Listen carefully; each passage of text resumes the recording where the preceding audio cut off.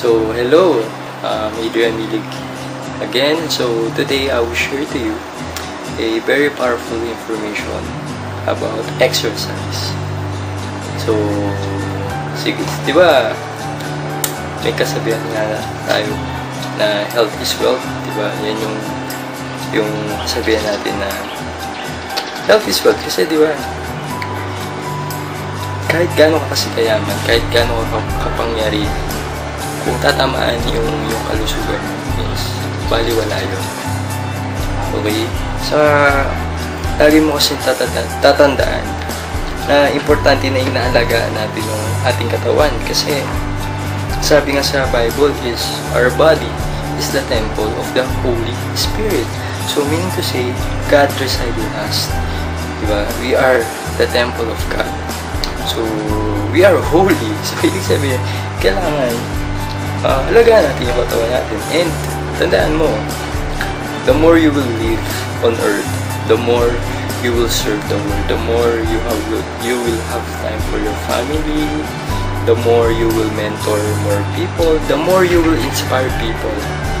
Diba? Mas magiging productive ka, mas ma-maximize yung mga tao na dapat magtulungan. Kasi nga, inalagaan mo yung kalusugan mo. Okay? So,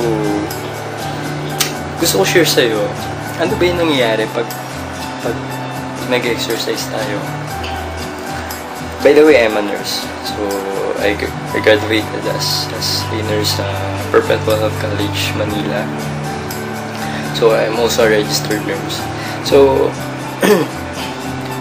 may nabasa akong article na pag nag-exercise daw tayo, merong isang very, very powerful hormones na nire-release ang brain natin. At itong hormones na ito, ang tawag dito is endorphins. So, kung di ka familiar sa endorphins, ang endorphins is a sedatives and paano din siyang analgesic. So, meaning to say, pag sedatives, nire-release niya ang pain, i-release niya ang stress. So, ang mangyayari, you will be more, di ba, happy, na mas ma-uplift ka, mas masaya ka ramdam mo. So, kung na-try mo na mag-exercise, or kahit jumping jacks, or mag-jogging ka, mga ilang minutes, 15 minutes, di ba, parang feeling mo is alive na alive ka because of endorphins. And, di ba, kasi ako dati before mga siguro college yun, yung nag-start ako mag-develop yung habit na yun, yung pag-exercise. So nag-gym ako.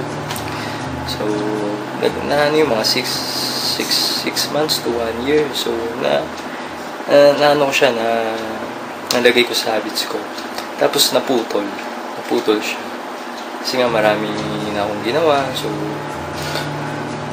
So naputol siya. So lately lang, siguro mga 1 year din naputol. Pero lately, may na-discover akong exercise sa YouTube.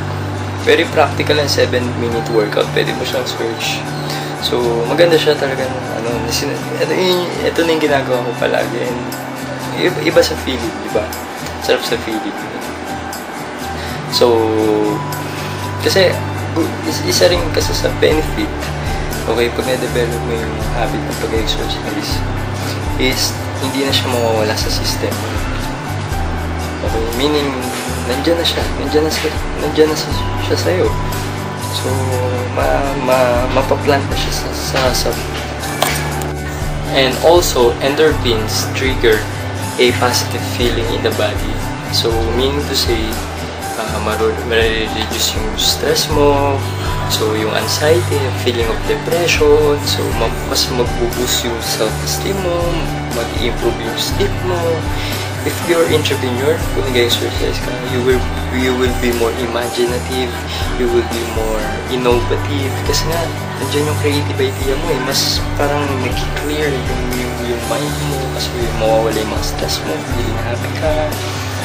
Kasi ako, minsan bigla na lang may maiisip ako na idea dahil at least ako bigla na lang may maisip ang mga idea na gagawin mo to improve your business, to improve yourself, to improve your relationship, diba?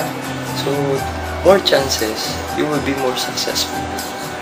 Okay? So, or if you are an employee, diba?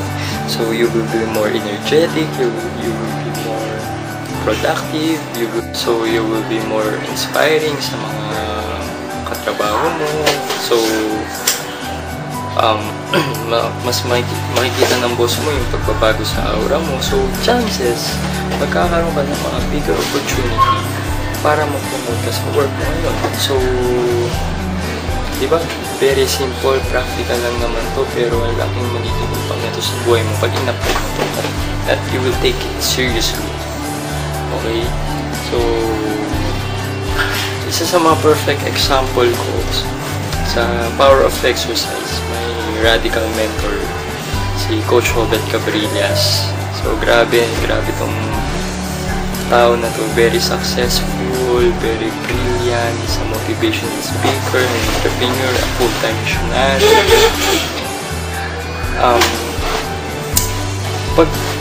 Pag kinakausap namin siya, iba yung aura niya, talagang grabe yung mga word of wisdom na binibigay niya sa amin. Talagang tumatagos sa puso talagang grabe, very loving person. And ang sabi niya sa amin, pag nag-exercise daw siya, so commonly na-stress siya nun, so nilalabas niya yung stress niya through exercise. And also when he exercise, dun din yung moment of prayer niya. So, grabe, diba? So, kitang-kita mo talaga sa kanya yung epekto nun. And, hindi niya yung ginagawa dahil lang gusto niya gumanda yung katawan niya, pumogi, or, diba?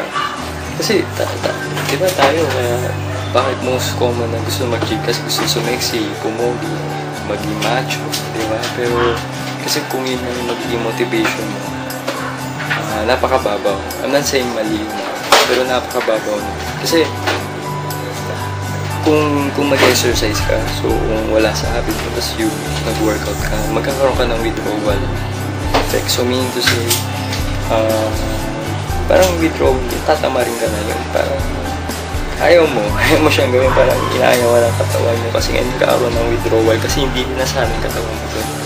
Pero kung malalim yung dahilan, okay, bakit mo ginagawa yun? For example, ako, diba, bakit gusto ko improve yung health ko? Kasi I want to live more. Gusto kong makita yung anak ko na yung mga apo ko, na lumaki sila, and I want to serve God mas mahabang buhay ko. And I want to improve, diba, myself, diba? Para mas meron ako more energy na magbibigay sa mga tao na mamimit ko, diba? So, yun. So, kung malalim yung dahilan mo, I tell you, you will be unstoppable. Okay? So, ayun. So, hindi mo naman kailangan na gawin mo na kagad yung mga workouts, mga strenuous activity, kahit ano lang, mga jumping jacks, jogging, yung, di ba, maglakad-lakad ka sa neighborhood nyo every morning, mga 15 to 30 minutes, okay na yun. So, until malagay mo na sa habit mo yung pag-exercise, hanggang sa magkaroon ka ng mga mentors, turuan ka na mas better, mas magre-research ka para gawin mo ng mas maayos yan. And I tell you, if you will do that, your life will never be the same. So, I hope na marami kang natutunan sa video na to. Pasensya na kung medyo magulo yung background ko kasi nandito yung anak ko, magulo. so ayun, kung meron ka share na idea or insight about the power of exercise, pwedeng lagay mo, pwede ka mag-comment sa baba, and I will highly appreciate it. Okay?